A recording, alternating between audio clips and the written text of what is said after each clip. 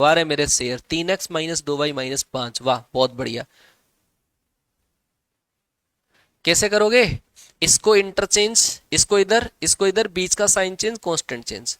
3x minus का 2y बराबर क्या, लेमडा। ये कहां से पास होगी, 1 1 से पास होगी। 1 1 से पास कराओगे ना, तो हमारे पास आ जाएगा 1 आएगा लेमडा का वैल्यू। तो परपेंडिकुलर लाइन जो आएगी वो आएगी ये वाली आएगी। ठीक है, तो ध्यान रखना दोनों क्वेश्चन इंपॉर्टेंट है, दोनों क्वेश्चन इंपॉर्टेंट है। 3x minus 2y minus 1 perpendicular line. चलो जी, इन दोनों रेखाओं के बीच में आपको एंगल बताना है, क्या आएगा? चलो जी बताओ मेरे बाद में, अभी 5 6 क्वेश्चन बाद में केडी सर की क्लास आएगी इंग्लिश की, धमाकेदार सुपर कंटेंट के साथ में। ठीक है, तो 100 में से कितने क्वेश्चन तुमने सही करे वो जरूर से, जो आपने सीट बनाई है वो, ठीक है, हेल्प डेस्क वाले जो नंबर है उन पे शेयर करना। बेटा एक लाइन तो है हमारे पास y बराबर √3x + 9, ये जो रेखा है वो रेखा ऐसी ऐसी है जिसका वाई एक्स का अंतखंड है ये रेखा ऐसी ऐसी रेखा है। ठीक है, y बराबर 3 जो रेखा है वो ये रेखा है, y बराबर 3 ये रेखा है। ये कैसे पता किया मैंने रेखा ऐसी है? क्योंकि ये तो होता है रेखा का स्लोप, ढाल, और ये टेन थीटा के बराबर होता है। तो ये 60 डिग्री का कोण बनाएगी। ये होता है वाई एक्स पर काटा गया अंतखंड, यहां से यहां तक का अंतखंड 9 है। तो ये दोनों के बीच में एंगल देखना है, ये जो एंगल है वही इन दोनों के बीच में होगा। दोनों के बीच में एंगल आएगा 60 डिग्री।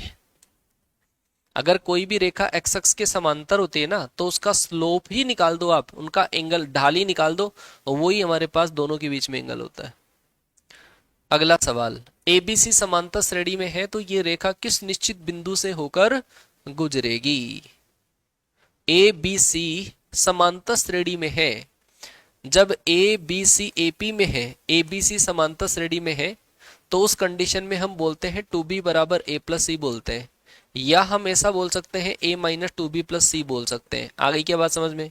जे वाली कंडीशन आपके पास है, और जे वाली जो कंडीशन है ना, जे वाली कंडीशन वो आपको दे रखी है, ये दे रखी है। इन दोनों का कंपैरिजन कर लो आप, दोनों का कंपैरिजन करोगे, सी सी बराबर है, इधर b का कोफिशिएंट -2 है, इधर b का कोफिशिएंट 2y है, तो 2y बराबर -2, तो y बराबर कितना आएगा, -1। यहाँ पर a का कोफिशिएंट x है, इसमें a का कोफिशिएंट 1 है, तो x बराबर 1, y बराबर -1, तो 1 और -1 राइट आंसर आएगा, डी ऑप्शन। ठीक है क्या? चलो साहब, क्वेश्चन नंबर 96, अगर इस रेखा को इस रूप में परिवर्तित करें तो p बराबर क्या होता है? बच्चों को पता होना चाहिए कि ये जो हमारे पास लाइन होती है ना, वो होती है हमारी नॉर्मल फॉर्म में लाइन होती है। क्या? नॉर्मल फॉर्म में लाइन की इक्वेशन होती है। और जब भी कोई इक्वेशन को नॉर्मल फॉर्म में यदि हम कन्वर्ट करते हैं नॉर्मल फॉर्म में, तो उस कंडीशन में p जो होता है वो होता है perpendicular distance from origin. Perpendicular distance from origin, मूल बिंदु से डाले गए लंब की लंबाई होती है वो। तो ये जो लाइन है 3x प्लस 3y बराबर प्लस 7 बराबर 0, तो इस लाइन को वैसे अगर आप चेंज करना चाहो तो परपेंडिकुलर डिस्टेंस निकाल दो मूल बिंदु से, और वो होता है c/√a² plus b²। c/√a² plus b², ये p का वैल्यू होता है। c का वैल्यू है 7, 3 का स्क्वायर 9, 3 का स्क्वायर 9, जिसको हम बोल सकते हैं क्या, 3√2 बोल सकते हैं। तो 7/3√2, 7/3√2, डी ऑप्शन राइट आंसर आएगा। डी ऑप्शन राइट आंसर, 400 करा दो। 2,3 से वृत्त पर खींची गई स्पर्श रेखा की लंबाई कितनी है?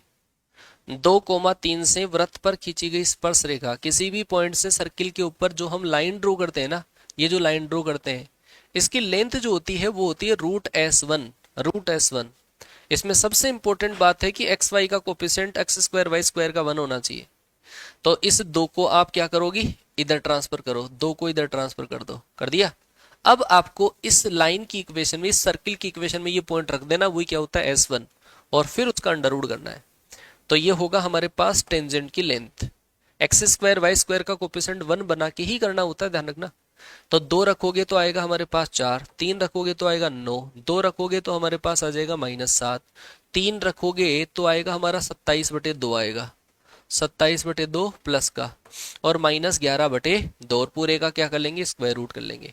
यहाँ से 4 और 2 6, 27 -11 16, 16/2 8, 8 और 6 14। तो हमारे पास जो डिस्टेंस आएगी वो आएगी √14। सी ऑप्शन सही है, सी ऑप्शन सही है, डी नहीं आएगा, C option. X square y square का कोफिशिएंट हमें 1 बनाना होता है इस केस में, ठीक है ना। एक्स स्क्वायर वाई स्क्वायर का कोफिशिएंट 1 बनाना पड़ता है। 98 नंबर का सवाल आपको दे रखा है, ये जो वृत्त है इसका क्षेत्रफल है 9 पाई, तो के किसके बराबर होगा। यार इतना सिंपल सवाल। सर्किल के एरिया अगर हम कैलकुलेट करना चाहें तो वो होता है पाई आर स्क्वायर होता है, और वो आपको दे रखा है कितना, 9 पाई है। तो इसका मतलब इसका रेडियस का स्क्वायर कितना है, 9 है। और रेडियस का स्क्वायर निकालने के लिए आपको ये जो 4 है इसको भेजना पड़ेगा इधर, 4 को भेजना पड़ेगा इधर, ठीक है। तो इक्वेशन हमारी थोड़ी बहुत चेंज हो जाएगी और ये बनेगी x square plus y square -2x plus हमारा 3/2 इंटू वाई और प्लस k/4 बराबर 0। रेडियस क्या होती है, रेडियस होती है G square plus F square minus C बराबर के। जी का मतलब है इसका आधा, आधा करोगे एक, एक का स्क्वायर एक। एफ जो होगा वो होगा इसका आधा, 3/2 का आधा 3/4, उसका स्क्वायर 9/16 और माइनस k/4 बराबर आएगा 9। फटाफट से सोल्व कर लो कितना आता है, 16 9 25, 25/16 माइनस का 9 बराबर k/4। ओहो इतनी बड़ी बड़ी संख्या है। तो 4 से मल्टीप्लाई कर दूं क्या, कितना आएगा, k का वैल्यू अगर आप निकालोगे तो k का वैल्यू कितना आएगा, 4 से इधर मल्टीप्लाई किया तो आएगा 25/4 माइनस 9 चौक 36 बराबर k, 36 72 144। नहीं नहीं नहीं नहीं, कुछ तो गड़बड़ है, वापस करते हैं। देखो भाई आपको रेडियस निकालनी पड़ेगी, वो रेडियस काम में आएगी, 4 का डिवाइड करेंगे, 4 का डिवाइड करेंगे तो एक्स स्क्वायर प्लस का वाई स्क्वायर और माइनस आएगा हमारा 2x प्लस आएगा हमारे पास 3/2 इंटू वाई और प्लस हमारे पास k/4 बराबर 0। रेडियस होती है हमारे पास g square plus F square minus c का अंडर रूट, है ना। और एरिया होता है हमारा पाई आर स्क्वायर बराबर आपको दे रखा है 9 पाई, ये से कैंसिल, सही है, पाई से पाई कैंसिल, आर स्क्वायर बराबर 9 आएगा। तो आर का स्क्वायर हमने कर लिया, ये 9 के बराबर कर दो। तो जी का वैल्यू है एक्स के गुणांक के आधे का स्क्वायर, एफ है वाई के गुणांक के आधे का 3/4 का स्क्वायर, 3/4 का स्क्वायर मतलब 9/16 और माइनस का k/4 बराबर कितना आ जाएगा, k/4 को इधर ट्रांसफर कर लो और इसको इधर ट्रांसफर करोगे तो 9/16 प्लस का 1 माइनस का 9 बराबर आएगा k/4 -8, 9/16 -8 बराबर k/4 आएगा। यहाँ से k का वैल्यू निकाल लो, 4 से मल्टीप्लाई कर दो तो आ जाएगा हमारे पास 9/4 -8 चौक 32 बराबर आएगा k। नहीं साहब ये तो क्वेश्चन में कहीं ना कहीं गड़बड़ है, अंडर रूट का स्क्वायर कर दिया ना, अंडर रूट का स्क्वायर कर दिया, r बराबर 3 कहाँ पे आएगा, हाँ कुछ गड़बड़ है सवाल में, कुछ गड़बड़ है। चलो लास्ट क्वेश्चन ये है आपका, एक्स स्क्वायर प्लस 4y बराबर 0, तो इसको हम एलिमिनेट कर देते हैं, क्वेश्चन मिस्टेक है, शायद कहीं मिस्टेक है या फिर क्या पता मेरी कैलकुलेशन नहीं बैठ रही है। हाँ कैलकुलेशन मिस्टेक नहीं, क्वेश्चन मिस्टेक है। नाभिलम का समीकरण निकालना है तो एक्स स्क्वायर बराबर आएगा माइनस का 4y और ये पैराबोला जो है वो हमारा -y की तरफ ओपन होगा ऐसा, इसका लेटेस्ट रेक्टम ये होगा, इसकी इक्वेशन होगी y बराबर -a होगा, ये 4a का वैल्यू होता है तो a बराबर कितना आएगा 1, तो y बराबर आएगा -1, तो उसका मतलब y + 1 बराबर 0। ये हमारे 100 क्वेश्चन पूरे हो चुके हैं, इनमें से शायद एक क्वेश्चन में थोड़ा सा करेक्शन है, इसमें आंसर आएगा सी ऑप्शन।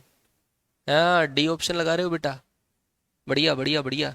अरे किधर ओपन होगा वो देखो, -y की तरफ होगा, लेटेस्ट रेक्टम की पूछे है, नियता का नहीं पूछा है। ये जो इक्वेशन है ना, ये इक्वेशन है आपका डायरेक्ट्रिक्स का है, नियता का है, ठीक है।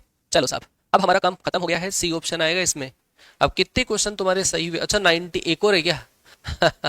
हाँ जी, नाभि और नियता के बीच में दूरी निकालनी है, नाभि और नियता के बीच में दूरी सोचो, ये है हमारे पास नाभि, ये है नियता, इन दोनों के बीच में दूरी होती है हमारी 2a।